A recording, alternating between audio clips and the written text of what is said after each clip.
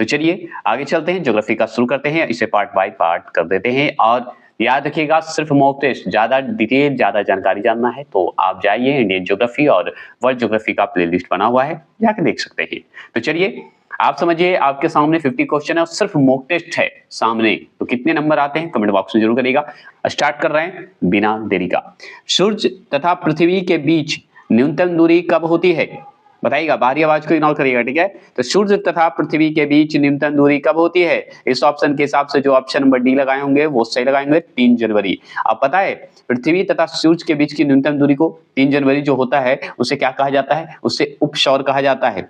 क्या कहते हैं? उपसौर कहते हैं। पढ़े होंगे ये सब शब्द, नहीं पढ़े हैं तो जाके पढ़िएगा। आगे सवाल है दूसरा प्रश्न, सूर्य से पृथ्वी की अधिकतम दूरी कब होती है? तो सूर्य से पृथ्वी की अधिकतम दूरी, देखिए न्यूनतम दूरी पड़े कब? 3 जनवरी। तो न्यूनतम दूरी कब पड़े? 3 जनवरी। तो अधिकतम दूरी कब होगी? तो 4 जुलाई को होगी। और 4 जुलाई की अधिकतम दूरी को क्या कहेंगे? तो इसे कहते हैं अपसौर कहेंगे। क्या कहेंगे? अपसौर कहेंगे। ऊपर क्या था? उपसौर था, ये अपसौर कहलाएगा। चलिए तीसरे प्रश्न की बात करते हैं। तो पृथ्वी से सितारों की दूरी को किस इकाई में नापते हैं? तो देखिए इकाई में नापने की बात हो ना तो पार्शिक आंसर सही होता है, लेकिन पार्शिक तो ऑप्शन में है नहीं, तो पार्शिक का जगह पे क्या होगा? प्रकाश वर्ष। ये भी सही तो है, दूरी मापता है प्रकाश वर्ष, ये क्लियर। चलिएगा चौथे प्रश्न की बात करते हैं। चौथा प्रश्न आपके सामने है कि अधिकांश मौसमी घटनाएं जो है संपन्न होती है, तो कहां मौसमी घटनाएं संपन्न होती है? तो जैसे ही मौसमी घटनाएं की बात करेंगे तो ऑप्शन नंबर बी क्षोमंडल लगाएंगे। क्षोमंडल का कभी कभी क्या करता है, इंग्लिश शब्द दे देता है, तो ट्रोपोस्फियर टिक लगा दीजिएगा और सही आंसर हो जाएगा, है ना। पांचवा प्रश्न क्या है कि वायुमंडल में उपस्थित कौन सी गैस परावैंगनी किरणों को अवशोषित करती है? तो कौन परावैंगनी किरणों को अवशोषित करती है? तो और कोई नहीं करेगा, ओजोन गैस करेगा, जो कि ऑप्शन नंबर सी आप देख रहे होंगे, है ना। चलिए आगे चलते हैं। छठा प्रश्न, सिर्फ मॉक टेस्ट दे रहे हैं, नो बकवास। डोल ड्रम पेटी की समान स्थिति कहां होती है? तो डोल ड्रम पेटी की समान स्थिति कहां होती है, बता सकते हैं तो बताइए। तो हम बता देते हैं कि जैसे ही डोल ड्रम की बात करेंगे तो भूमध्य रेखा के निकट टिक जो लगाएंगे वो सही टिक लगाएंगे। और आप जानते हैं कि भूमध्य रेखा के जो निकट जो टिक लगाए हैं वो कितना होता है? दोनों तरफ से 10 डिग्री अक्षांश तक निम्न वायुदाब पेटी होते हैं। कहां? भूमध्य रेखा के निकट, याद रखिएगा। तो चलिए आगे चलते हैं, ज्यादा जानकारी बाद में। सातवां प्रश्न, फेरल का नियम किस से संबंधित है? लगभग वर्ल्ड ज्योग्राफी और इंडियन ज्योग्राफी खत्म हो चुका है। इंडियन ज्योग्राफी तो खत्म हो चुका है, प्लेलिस्ट बना हुआ है, और वर्ल्ड ज्योग्राफी भी खत्म हो चुका है, वन लाइनर, तो सिर्फ इसलिए शुरू कर दिया हूं मॉक टेस्ट। और 10 है तो समझिए फटाफट खत्म। तो फेरल का नियम बताइए किससे संबंधित है? तो फेरल का नियम पवनों की दिशाओं से संबंधित है, पवनों की वेग से नहीं, पवनों की दिशाओं से संबंधित है। 8वें प्रश्न की बात करते हैं। तो देखिए टोर्नेडो से क्या तात्पर्य है? तो टोर्नेडो क्या होता है? बवंडर को कहते हैं, ठीक है। तो टोर्नेडो से क्या तात्पर्य है, इसका मतलब क्या है? तो टोर्नेडो जो है एक अति निम्न वायुदाब का क्षेत्र माना जाता है, याद रखेंगे, ऐसे टिक लगाएंगे, ठीक है। यहाँ पे नो एक्सप्लेन हो रहा है, सिर्फ मॉक टेस्ट हो रहा है, ठीक है। 9वां प्रश्न की बात करते हैं। 9वां प्रश्न है पछाव शब्द से क्या तात्पर्य है? तो पछाव शब्द से बताइए क्या तात्पर्य है। 50 क्वेश्चन है टोटल, बताएंगे। तो पछाव शब्द का नाम सुने होंगे, तो पछाव शब्द का नाम ऑप्शन नंबर सी जो लगाएंगे वो सही लगाएंगे। एक ऊंचा बादल होता है पछाव, ठीक है। नेट पे सर्च मारिए, देखिएगा, दिखेगा बादल जैसा। 10वां प्रश्न क्या है कि समुद्री जल में कौन सा यौगिक सर्वाधिक मात्रा में पाया जाता है? तो आप बहुत अच्छे से जानते हैं NaCl पाया जाता है, समझ गए? क्या पाया जाता है? NaCl। तो NaCl कौन है? Option number B sodium chloride है, समझ गए? ये सिर्फ एग्जाम्पल के रूप में दे दिया मैंने। 11वां प्रश्न है, 11वां प्रश्न बताइए क्या होगा। तो 11वां प्रश्न है कि गल्फ स्ट्रीम क्या है? तो गल्फ स्ट्रीम क्या है? ठंडा है कि गर्म है? आगे तो ये जान लीजिए। तो अगर जो जानते हैं कि ठंडा है तो वो गलत है, गर्म है तो वो सही है, तो याद रखिएगा अंध महासागर की एक गर्म धारा है, याद रखिएगा। आगे चलेंगे, अगर ज्यादा जानकारी लेना है तो आप चले जाइए, पढ़ा चुके हैं हम इसके बारे में। 12वां प्रश्न है, ये सब तो एकदम पढ़ा चुके हैं। हिंद महासागर की गर्म धारा कौन सी है? बताइए कौन सी है हिंद महासागर की गर्म धारा? 12वां प्रश्न का आंसर का जवाब देंगे तो ऑप्शन नंबर बी अगुल हास धारा जो है गर्म धारा है हिंद महासागर का। चलिएगा 13वां प्रश्न आपके सामने है, स्क्रीन के सामने। 13वां प्रश्न बताइए लाल सागर एक उदाहरण दीजिए। लाल सागर एक क्या है? खाली जगह को भरिए, इस जगह को भरिए, बताइए क्या होगा। तो लाल सागर एक क्या है? बता सकते हैं? तो बताइए 13वां प्रश्न का ऑप्शन नंबर बी याद रखिए भ्रंश संरचना है लाल सागर। ठीक है, लाल सागर एक उदाहरण है किसका? भ्रंश संरचना का। 14 प्रश्न क्या है? रूपांतरित चट्टानों की उत्पत्ति, खाली जगह है, चट्टानों से होती है, तो रूपांतरित चट्टानों की उत्पत्ति कैसे होती है? इस ऑप्शन के हिसाब से आप जवाब दे दिए होंगे। 14 प्रश्न का आंसर का जवाब ऑप्शन नंबर सी, अग्नेय तथा तलछटी दोनों से होता है। याद रखिए दोनों चट्टानों से होती है। आगे चलेंगे, 15वां प्रश्न है कौन सी चट्टान जैविक चट्टान है? कौन सी ऐसी चट्टान है जो कि जैविक चट्टान में आता है? बता सकते हैं तो बताइए। ऑप्शन नंबर बी कोयला जो है आपका जैविक चट्टान में आता है। चलिएगा 16वां प्रश्न की बात करेंगे, गंगा सिंधु मैदान में कौन सी मिट्टी सबसे अधिक पाई जाती है? बताइएगा गंगा सिंधु मैदान में कौन सी मिट्टी सबसे अधिक पाई जाती है?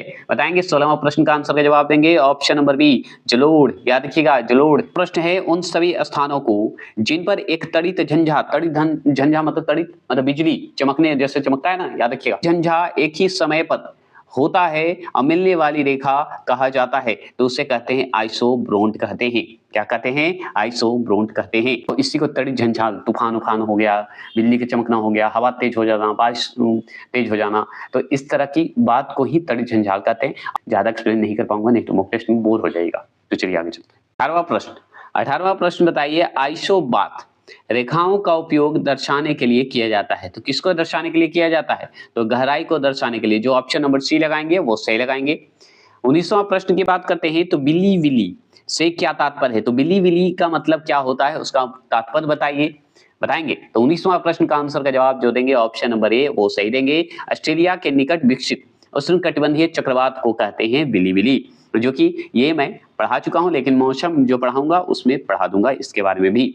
रिएक्टर, ठीक है, रिएक्टर ऐसे बोलते हैं, रिएक्टर बोला जाता है मापक से किसका मापन किया जाता है? तो रिएक्टर से किसका मापक जो है, रिएक्टर जो मापक है उससे किसका मापन करते हैं? बता सकते हैं? तो हाँ 20वां प्रश्न का आंसर का जवाब जो देंगे ऑप्शन नंबर सी भूकंप, रिएक्टर स्केल सुने ना, उसी को कर दिया है। 21वां प्रश्न की बात करें, अधिकतर भारतीयों का संबंध बताइएगा समूह से है, किस समूह से है? अधिकतर जो भारतीय हैं उनका संबंध किससे है सबसे ज्यादा? बताइएगा तो ऑप्शन नंबर ए याद रखिएगा कॉकशायर्ड, याद रखिएगा कॉकशायर्ड से है।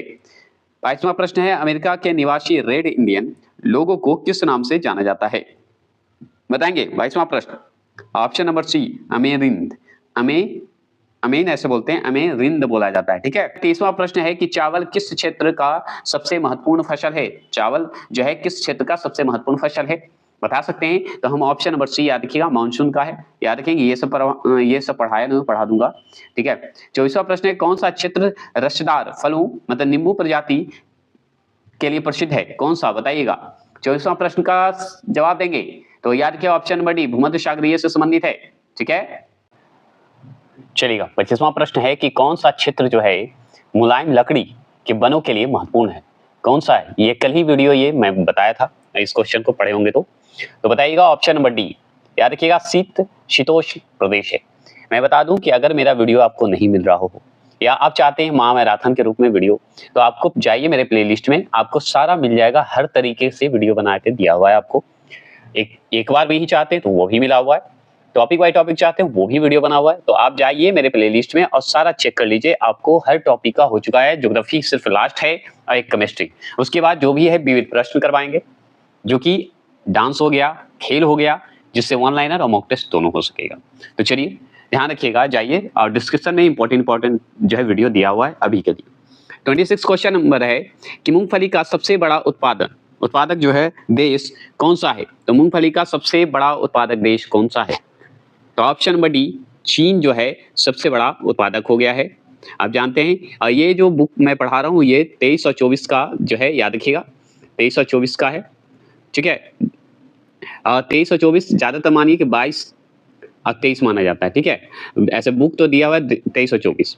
अगला जो मैं लाने वाला हूँ 24-25, इसका जो है पब्लिकेशन जो लाने वाला हूँ नया एडिशन, इसका 24-25 लाऊंगा, जल्द ऑर्डर कर चुका हूँ, बस आने वाला है।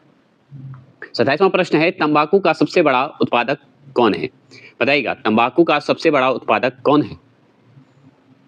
बताएंगे। 27वां प्रश्न का आंसर का जवाब देंगे ऑप्शन नंबर ए, याद रखिए चीन है। मूंगफली में भी चीन ही है, आपका तंबाकू में चीन है, ठीक है, आगे चलिएगा। 28 क्वेश्चन नंबर है कि लंबे रेशों वाली कपास का सर्वाधिक उत्पादन कहाँ होता है? बताइएगा कहाँ उत्पादन होगा? ये सवाल का जवाब दीजिए। तो ऑप्शन नंबर ए यूएस में होता है। ठीक है, ये सब कपास के मामले में अगर देखा जाए ना तो यूएस चले जाइए। ठीक है, 29 क्वेश्चन नंबर है कि भारत संसार में खाली जगह का सबसे बड़ा उत्पादक है। कौन सा उत्पादक है बताइएगा? तो ऑप्शन नंबर याद रखेंगे सी होगा, मक्खन तथा घी होगा। 30 प्रश्न क्या है कि संसार में 30 प्रश्न है, संसार में मछली का सबसे बड़ा उत्पादक देश है। कौन सा देश है बताइएगा? सबसे बड़ा उत्पादक देश। 30वां प्रश्न का जवाब देंगे ऑप्शन नंबर ए है चीन है। ठीक है, क्या है? चीन है। अब जानते हैं 31वां प्रश्न क्या है कि संसार में गंधक का सबसे बड़ा उत्पादक है। तो गंधक का सबसे बड़ा उत्पादक बताइए 31 का, तो ऑप्शन नंबर ए यूएस है। ठीक है, आगे चलिएगा। आपका 32 क्वेश्चन नंबर है संसार में सीमेंट का सबसे बड़ा उत्पादक कौन है? तो सबसे बड़ा उत्पादक बताइए सीमेंट में। ठीक है, 32 का, तो ऑप्शन नंबर सी यूएससी लगाइएगा। ठीक है, 31 का भी क्या लगाए? गंधक के मामले में यूएस है, आप जानते हैं। ठीक है, 33 क्वेश्चन नंबर का जवाब दीजिए। 33 है कि रेल इंजनों का सर्वाधिक निर्माण कहाँ होता है? तो यूएस में ही होता है। देख रहे हैं? चलिए, आपका 34 क्वेश्चन नंबर है कि किस देश को संसार का चीनी का कटोरा कहा जाता है? तो चीनी का कटोरा किसे कहा जाता है बता सकते हैं? तो हम बताएंगे ऑप्शन नंबर बी क्यूबा को कहते हैं। बहुत इजी क्वेश्चन है ना। 35 क्वेश्चन नंबर है कि प्रसिद्ध करीबा बांध किस नदी पर है? तो करीबा बांध बहुत इंपॉर्टेंट क्वेश्चन है, बताइएगा। करीबा बांध ऑप्शन नंबर सी जाम्बेजिया में है। ठीक है, जाम्बेजिया बोला जाता है। 36 क्वेश्चन नंबर है कि भारत की मुख्य भूमि का दक्षिणतम बिंदु है। तो दक्षिणतम बिंदु कौन सा है बताइएगा 36 का? तो option number B 8 degree 4 minute उत्तरी अक्षांश है। ठीक है, आगे चलेंगे। 37वां प्रश्न है भारत का उत्तर की ओर सबसे सुदूर बिंदु जो है कौन सा है बताइएगा? कितने अक्षांश पे है बताएंगे? बताइएगा। 37 का आंसर का जवाब देंगे option number C 37 degree 6 minute उत्तरी अक्षांश पे है ना। आगे चलेंगे। 38वां प्रश्न है मन्नार की खाड़ी कहाँ स्थित है? ये सब मैं करवा चुका हूँ ऑनलाइनर में। ठीक है, मन्नार की खाड़ी कहाँ स्थित है बताइएगा? 38 का आंसर का जवाब देंगे ऑप्शन नंबर बी तमिलनाडु के पूर्व में। ठीक है, तमिलनाडु के पूर्व में। 39 क्वेश्चन नंबर बताइए भारत की सर्वोच्च चोटी केटू जो है बताइएगा किस श्रेणी में आता है? बताइएगा ऑप्शन नंबर सी याद रखिए काराकोरम श्रेणी में आता है। 40 प्रश्न, बस 10 क्वेश्चन और खत्म। अरब सागर में स्थित भारतीय द्वीपों के किस भाग को मिनिकॉय द्वीप समूह कहा जाता है? तो मिनिकॉय द्वीप समूह कहा जाता है, किसको कहा जाता है रहेगा? ऑप्शन नंबर सी दक्षिणी बिंदु को कहा जाता है, मतलब दक्षिणी द्वीप समूह को कहा जाता है मिनिकॉय, सॉरी। चलिएगा। 41 क्वेश्चन नंबर है तिस्ता किस मुख्य नदी तंत्र की सहायक नदी है? बताइएगा किसका है? तिस्ता जो है किस मुख्य नदी तंत्र की सहायक नदी है बताएंगे 41 का? तो आप बताइए ऑप्शन नंबर बी जो लगाएंगे वो सही लगाएंगे, ब्रह्मपुत्रा। ठीक है, ब्रह्मपुत्रा लगाइएगा। 42 क्वेश्चन नंबर है कि सतपुड़ा तथा विंध्याचल के मध्य कौन सी नदी बहती है? कौन सी नदी बहती है बताइएगा? ऑप्शन नंबर डी नर्मदा बहती है। ठीक है, 43 क्वेश्चन नंबर बताइए ग्रीष्मकालीन मानसून किस क्षेत्र में सर्वप्रथम पहुंचता है? तो किस क्षेत्र में पहुंचता है बताइएगा? तो ऑप्शन नंबर सी पश्चिमी घाट में पहुंचता है। ठीक है, आगे चलेंगे। 44 क्वेश्चन नंबर 44 कौन सी मिट्टी गीली होने पर फैलती है तथा शुष्क होने पर इसमें दरारें पड़ती है? तो दरारें जो पड़ती है वो बताइए क्या होगा आंसर? तो ऑप्शन नंबर सी काली मिट्टी। ये सब मैं पढ़ा चुका हूँ, आप जाइए और मेरे ऑनलाइन को देख सकते हैं। कौन सी मिट्टी की अधिक जल धारण क्षमता के कारण सिंचाई की आवश्यकता कम होती है? तो काली मिट्टी। 46 का बात करते हैं रूट नॉट किस फसल की बीमारी है बताइएगा? रूट नॉट बताएंगे ऑप्शन नंबर बी टमाटर। चलिए 47 क्वेश्चन नंबर बताइए गन्ने की फसल किस बीमारी से अधिक ग्रस्त होती है बताएंगे? तो बताइए option number B red rot. Question number बताइए ब्लैक आर्म बताएंगे ब्लैक आर्म किस फसल को हानि पहुंचाने वाली बीमारी है बताइएगा? इस ऑप्शन के जवाब दीजिए। तो ऑप्शन नंबर सी कपास। 49 क्वेश्चन नंबर का जवाब दीजिए खैरा नामक बीमारी जस्ते की कमी से होती है, कौन सी फसल इस बीमारी से सबसे अधिक प्रभावित होती है बताइएगा? तो ऑप्शन नंबर ए चावल। ठीक है, दे रहे हैं ना मॉक टेस्ट, याद रखिएगा। कैसा लगा ये बताइएगा, कितना सही हुआ ये बताइएगा। देखिए समट नामक बीमारी किस फसल को सबसे अधिक प्रभावित करती है बताइएगा? तो 50वां प्रश्न का आंसर का जवाब ऑप्शन नंबर सी बाजरा। ठीक है, और ये पहला प्रैक्टिस सेट है। तो जय हिंद, जय भारत।